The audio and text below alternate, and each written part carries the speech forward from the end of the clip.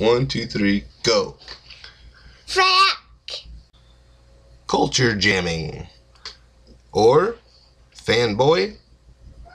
In Henry Jenkins' interactive audiences, he goes on to say, culture jammers want to opt out of media consumption and promote a purely negative and reactive conception of popular culture. Fans, on the other hand, see unrealized potentials in popular culture and want to broaden audience participation. Fan culture is dialogic rather than disruptive, effective more than ideological, and collaborative rather than confrontational. Culture jammers want to jam the dominant media, while poachers want to appropriate their content, imagining a more democratic, responsive, and diversive style of popular cultures. Jammers want to destroy media power, while poachers want a share of it. That's pretty interesting to me. Not sure which category what I'm about to talk about, what I'm about to respond to, falls into, but maybe we'll figure it out together. This is about, what do you say? Tim and Eric. Say it again. Tim and Eric. Shrek promotion. Shrek. Shrek. Shrek. Shrek. The wait is over. That's right. Shrek 3 is coming out May 18th, and we couldn't be more excited. You know, gather up all your friends, go to your local theater, and check out this wonderful movie. They're all back. You got Mike Myers, Cameron Diaz, Eddie Murphy, even Justin Timberlake's in the new one. You know what? Go on the internet, post a bulletin, go on the message boards, tell your friends about Shrek 3. Oh, and check out our MySpace page. We redesigned it to look awesome. It looks like Shrek. It's really cool. And don't forget, the movie's coming out May 18th. Everyone go out and check it out. As you can see, it's sort of difficult to determine whether or not they're teasing or if they're really into it. I especially like the swooping in of the various logos. This is completely unasked for, by the way. They were not paid by Shrek. They were certainly not authorized to use Verizon or Singular or Movie Phone. They play on your sort of expectations of what a couple of VJs would say about Shrek the Third. They reference the website, they reference blogging to your friends, getting onto a web board. It's pretty hilarious. They, in an interview, I forget where I read it, they were just talking about how sick they were of hearing about Shrek the Third. It's just everywhere. Later I'm going to show some examples of just some of the product placement and simply list only their food related advertising, which is enough to in 4-size font fill the screen. It was so ubiquitous. Everywhere you turn was Shrek's fat body and round head and the donkey. You know, you just could not escape it. They decided, Tim and Eric decided to just, rather than groan at having to see another one, they just decided to get behind it and provide their own advertisements for it. And they actually lost fans over it, but that's getting outside of the point. They're culture jammers. You know, they've got their own TV show. They've got a lot riding on culture accepting them. I can't say that they're fighting. I don't know if they'd consider them poachers then. What did he say about poachers? They want a share of media power. I'd say that's kind of close. Earlier in the essay, he says, even unauthorized and vaguely subversive appropriations can spread advertising messages, as occurred with internet spoofs of the Budweiser Was Up commercials. I think that it's kind of closer to that, but at the same time, it just, I mean, there's about 10 of these videos, and they just take it so far, and they're so funny about it. They're just so straight-faced. They never break character. They never break their enthusiasm. They don't show a wink to the audience. It's so ambiguous. It's I would have to lean more towards culture jamming simply because of their hidden motive that sort of seeps through, especially if you know the rest of their work. They are fans of that sort of patter between two stage presences that's tired and cheesy and ineffective because it's just been said so many times. They like to play on that sort of relationship with an audience to where you don't know exactly where you're placed in culture anymore. You're sort of separated from the dominant culture all of a sudden. Something that seems so apart, like infomercials or plugs, all of a sudden are now used as a sort of a lever to pry you out of just everyday culture consumerism.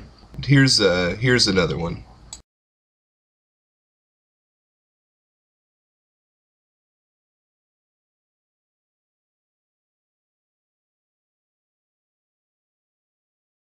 Shrek.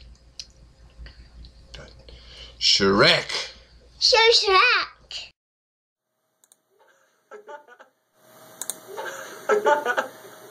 It's so clean, too. Like, the picture is so clear. It's great.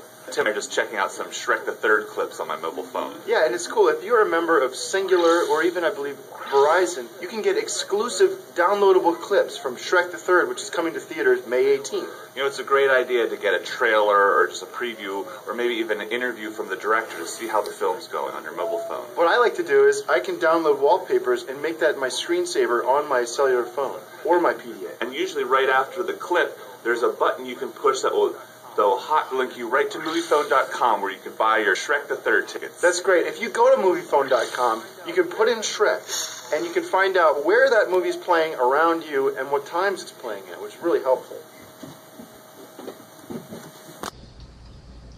And here's those 3 images that are just images from the ad campaign, plus the blank screen with the list of the food references. I think that you'll get a kick out of it. It just shows how insane it was. I remember then there was radio and television and billboards. This is just a tiny piece.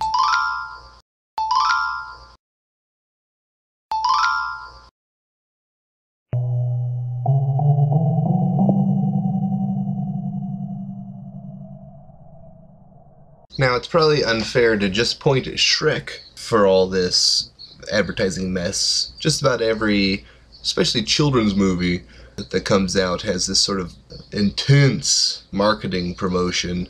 Just seems that Shrek took it to the, like half of their money was spent. Of course, they have the cross-platform video game, but Tim and Eric boldly stepped out, made a scene, and they just changed the tone of advertising. They took control, what limited capacity they had, to underline how ridiculous it is and how that sort of mass-produced excitement, factory standard idea of a product's quality. There's no bottom to how low these studios and toy companies, etc., will go to just sell their crap. And Tim and Eric do a beautiful job with their work and these ads and just in their work outside of the Shrek campaign. It's exposing the shallow debauch that is American consumerism. Now, they, of course, have their own. You can go to timanderic.com and shop on their website for their t-shirts and even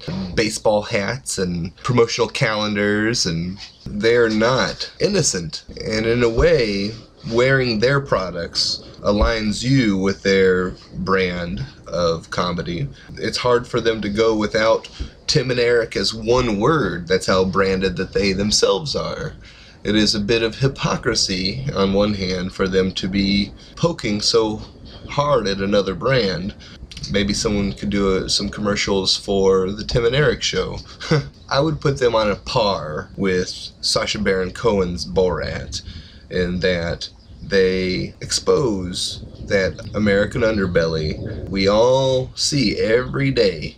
We either filter it out or we just dismiss it as silly and ridiculous and not worth our attention or our time. They actually expose, they bring to top of mind what is in the back of your head and almost make a revolutionary statement against this kind of product.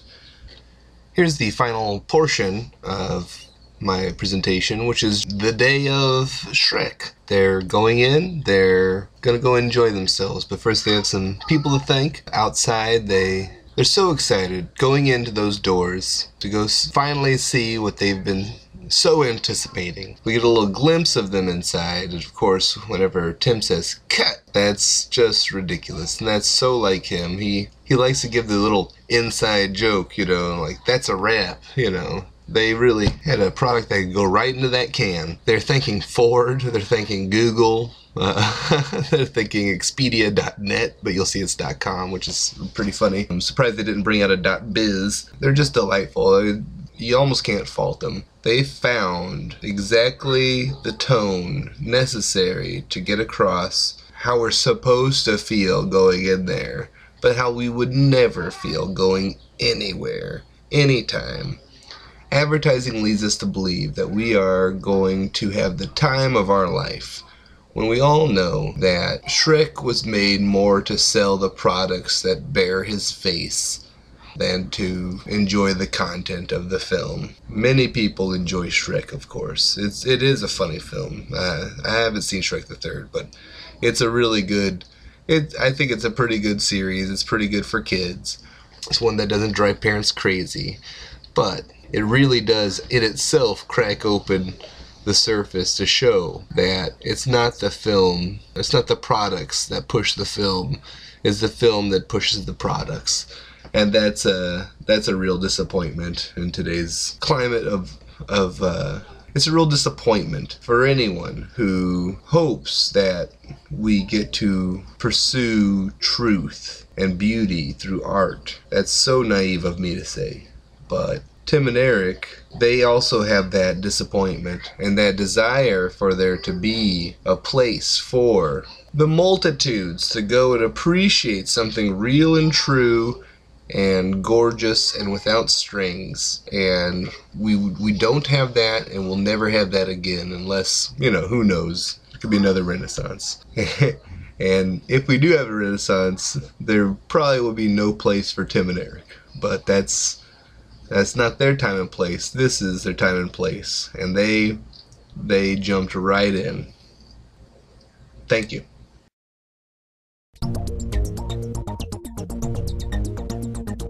Well, we're about to go in the movie theater and see Shrek 3. It's all come down to this. We want to thank Ford for making this movie possible, everybody that made it, Disney, Shrek.com, Expedia.net, and Google.com. Thank you so much. and I haven't seen this kind of activity in 100 years. There's grandmas. Everyone's here. We did it. Thank you, Google. And we're going to be late. We got to get some popcorn. We're going to have a blast. This place is electric.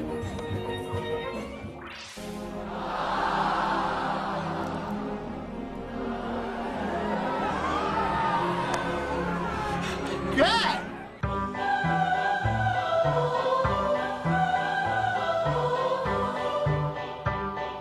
The new characters were The new hysterical. characters were so funny.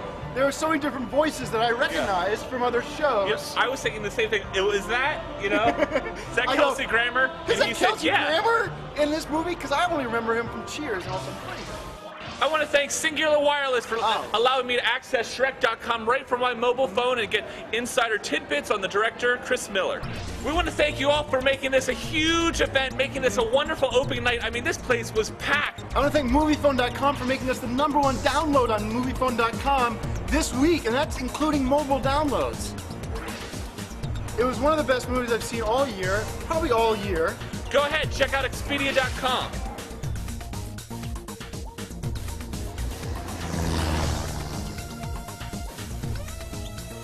Shrek.